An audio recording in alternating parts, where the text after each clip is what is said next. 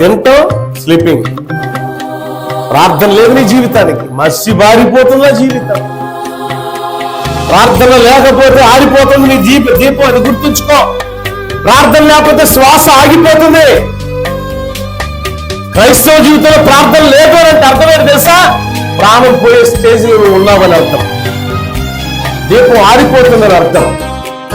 ప్రార్థన లేకుండా జనమందరూ చూసేటట్టు పెద్ద నువ్వు ప్రార్థన చేస్తే జనం వచ్చారు కదా ప్రార్థన చేస్తే సరిపోయిందా?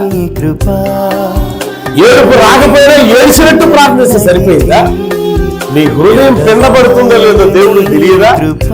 అనుకోండి, మనం ఏ విధంగా ప్రార్థన నటిస్తూ ప్రార్థన చేస్తున్నామా, చేయడం కోసం ప్రార్థన చేస్తున్నామా తెలియదా దేవుడికి? విశ్వాసంతో ప్రార్థన చేస్తున్నామా, అవిశ్వాసంతో ప్రార్థన చేస్తున్నామా? విశ్వాసం దగ్గర క్రియలు మనలో ఉన్నాయా, అవిశ్వాసికి దగ్గర క్రియలు మనలో దేవుడికి తెలియదా? సమస్త